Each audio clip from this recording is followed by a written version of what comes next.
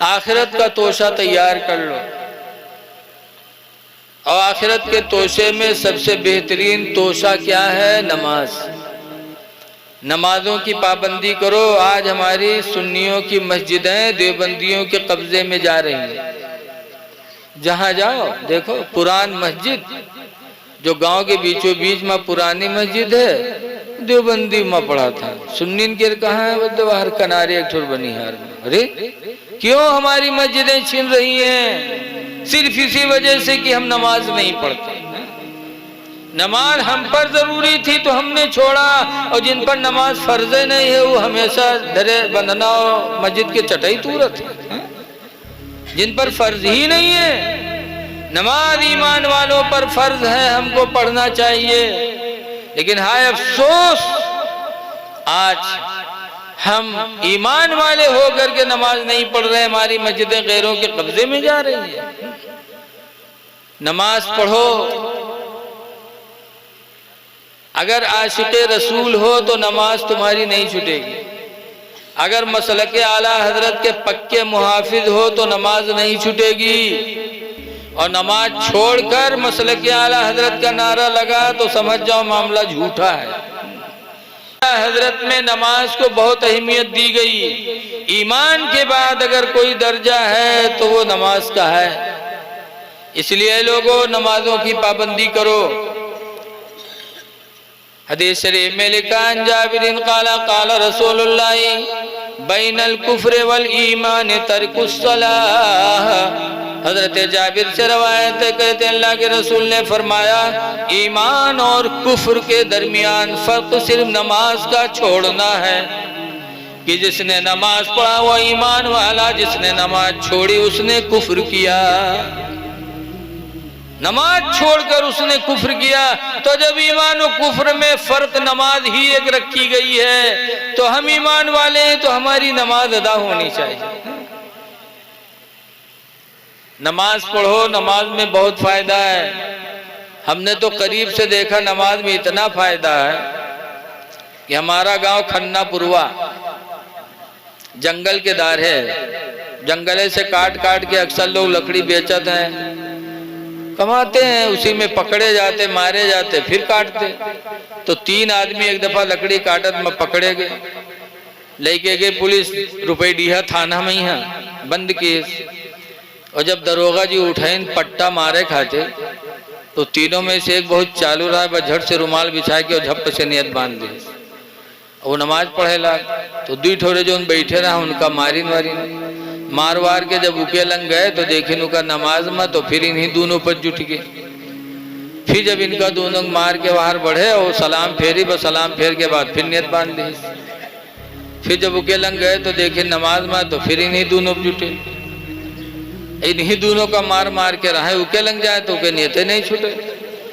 1 घंटा ऐसे गुजर गया और दरोगा जी उन्हीं दोनों को मारते रहे, जब तक कि 1 घंटा में गांव से पैसा पहुंच गया थाने में।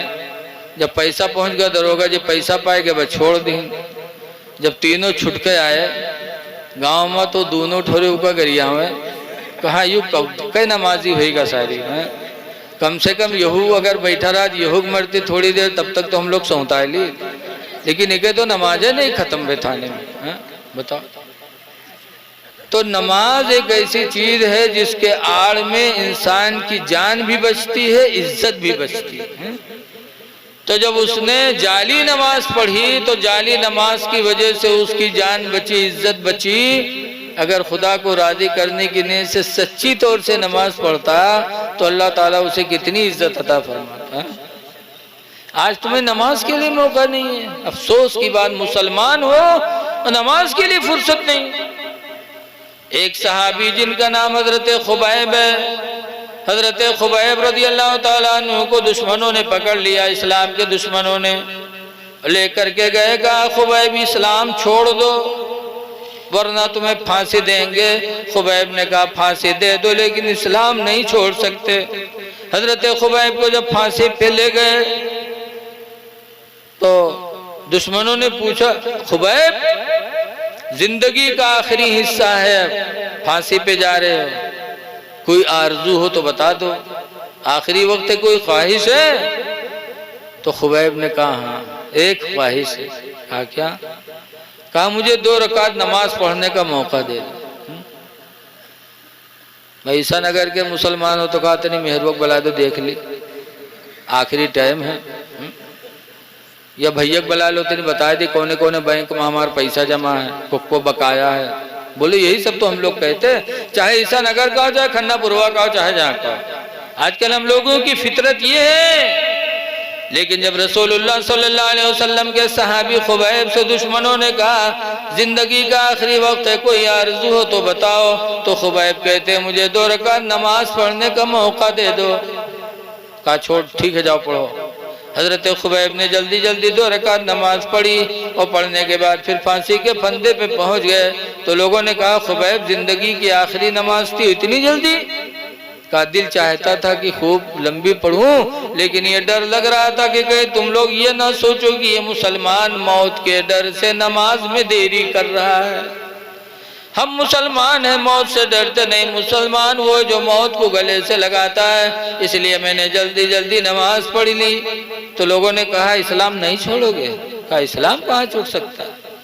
हजरत खुबैब के हाथों को जमीन पर रख करके उनके हाथों में दुश्मनों ने कील गाड़ना शुरू किया। जब कील ठोकना शुरू किया तब खुबैब ने मदीने मुनव्वरा की तरफ रुख किया और कहा या रसूल अल्लाह उन्जुर हालना, अल्लाह के रसूल हमारे हाल पर नजर करो। जब मदीने मुनव्वरा की तरफ खुबैब ने अपने नबी को याद किया तो दुश्मनों ने खुबैब के चेहरे को पकड़कर मोड़ दिया, मदीने की तरफ से हटा दिया। तो खुबैब रोए, कहने लगे लोगों खुबैब के चेहरे को तो मदीने से मोड़ सकते हो, लेकिन खुदा की कसम खुबैब के दिल को मदीने से कभी जुदा नहीं कर सकते। ये कहा और खुबैब ने शहादत का जाम पी लिया, शहीद हो गए, लेकिन न नमाज छोड़ी न इस्लाम छोड़ा। आज हम उन्हीं के मानने वाले हैं, हमें नमाज के लिए फुर्सत नहीं।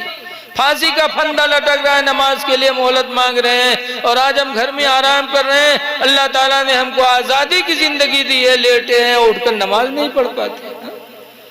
बड़े अफसोस की बात है मुसलमानों, नमाज छूट रही है और एहसास नहीं है। इसलिए मैं आप हजरात से गुजारिश करूंगा नमाज पढ़ो और अपने बच्चों को पढ़ाओ, अपनी बीवी को पढ़ाओ। बीवी ना पढ़े तो उसको मारो, लड़के ना पढ़े तो उसको मारो। देखो लड़कों से प्यार करने का हुक्म है इस्लाम में, बच्चों से मोहब्बत करो, छोटे बच्चों से। इसीलिए हजरत उमर रज़ी अल्लाह ताला अन्हु ने एक साहब को गवर्नर बनाया, एक सूबे का। तो जब गवर्नर बनाया, पर्चा लिख के दिया कि जा तुम्हें फलां सूबे का गवर्नर बनाया जा रहा है। तो लोग वो पर्चा लियो चल पड़े। जैसे चले ही थे कि एक छोटा बच्चा आ गया, तो हजरत उमर ने उसे उठा लिया और प्यार किया। तो वो गवर्नर साहब पलट पड़े, कहा अमीरुल मोमिनीन अजीब आदमी है आप, हमारे तो 10 लड़के हुए, किसी बच्चे को मैंने गोदी नहीं लिया, और पता नहीं किसका बच्चा आपने उठा लिया, गोद में बिठा लिया। तो हजरत उमर ने उस गवर्नर से कहा पर्चा लिया गवर्नरी का। हजरत उमर ने फाड़ के फेंक दिया, कहा जा तू गवर्नर के लायक नहीं है, जा तू बकरियां चरा, गवर्नरी के लायक नहीं है। जब तेरे दिल में तेरी औलादों के लिए रहम नहीं है तो अल्लाह के दूसरे बंदों पे तुझे रहम कब आएगा? अल्लाह के बंदों पे तुझे रहम नहीं आएगा, इसलिए बेरहम को गवर्नर नहीं बनाया जा सकता है। जा तू बकरियां चरा। पता चला कि छोटे बच्चों से प्यार करना सहाबा का तरीका था, रसूल करीम का तरीका था, बच्चों से प्यार किया जाए। लेकिन वही नमाज है कि जब नमाज के लिए बच्चा 10 साल का हो जाए न पढ़े तो हुजूर फरमाते वदरिबूहुम अलैहा, उन बच्चों को नमाज के लिए मारो। जो इस्लाम कहता बच्चों से प्यार करो, वही इस्लाम नमाज के मामले में कहता 10 साल का हो जाए तो मारो। ऐसे औरतों के बारे में कि कुरान कहता है आशिरूहुन्ना बिल मारूफ, औरतों के साथ अच्छा सलूक करो, अच्छा सलूक करो, अच्छा से अच्छा खिलाओ पहनाओ, उनको खुश करने की कोशिश करो। लेकिन नमाज का मामला ऐसा है कि अगर नमाज ना पढ़े तो उनको भी डंडियाओ, उन पर भी डंडा चला। पता चला नमाज बहुत जरूरी है, इसलिए खुद नमाज पढ़ो, अपने बच्चों को पढ़ाओ। माशाअल्लाह हमारे जनाब चौधरी खां साहब ने अपने बच्चे मौलाना अताउल मुस्तफ़ा को आलिम दीन बनाया और आज अल्हम्दुलिल्लाह उन्होंने मदरसा कायम किया और मदरसे में काफ़ी बच्चे बड़े बड़े पढ़ रहे हैं। इस वक्त किसी मदरसे में आपको बच्चे नहीं मिलेंगे। नानपारा बुलबुल हिंद का इतना बड़ा मदरसा, लेकिन अभी जाओ तो इस वक्त नहीं मिलेंगे क्योंकि छुट्टी हो गई। और माशाअल्लाह इनके मदरसे में आज भी बच्चे मौजूद हैं। तो अल्लाह का करम है कि इतना अच्छा काम कर रहे हैं। आप हजरात से गुजारिश है इनका साथ दें, इनका शाना बशाना इनसे मिलते रहें, क्योंकि ये रसूल करीम सल्लल्लाहु अलैहि वसल्लम के दीन को आबाद करने में लगे हैं। आज वो आलिम बने हैं तो आज आपके यहाँ दीन का काम कर रहे हैं। इनके शागिर्द लोग आलिम बनेंगे तो भी कहीं जा कर के दीन का काम करेंगे और ये सदक़े जारिया क़यामत तक चलता रहेगा। तो आप जब मदारिस की तरफ तवज्जो दोगे तो इंशाअल्लाह नमाज की भी दावत मिलेगी, रोज़े की भी दावत मिलेगी। तो कुरान में है कि औरतों के साथ हुस्ने सलूक करो,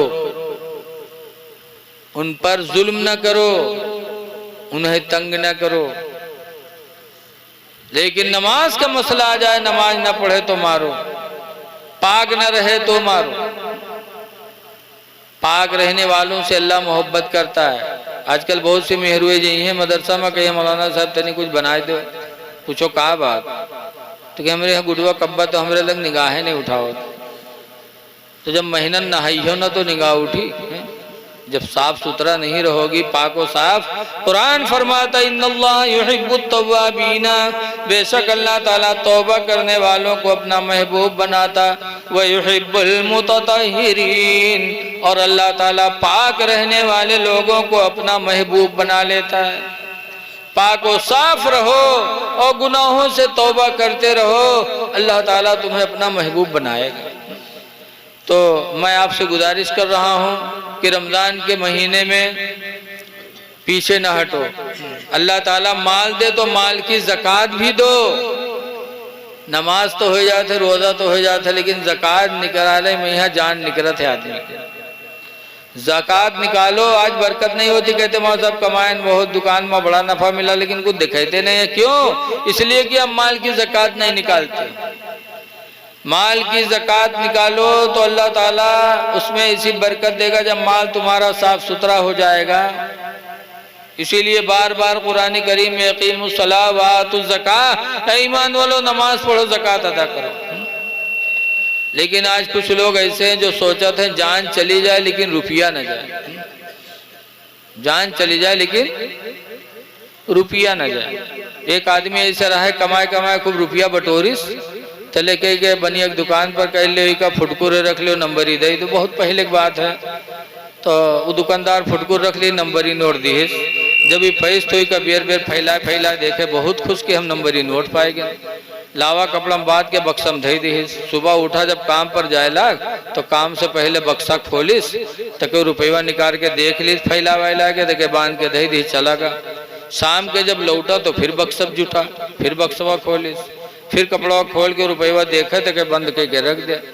सुबह जाए तो देख ले, शाम आवे तो देखे, ऐसा खोल खोल देखे लागे मालूम बक्सम बाजार बंद किए कौन। बड़ी मोहब्बत से देखे।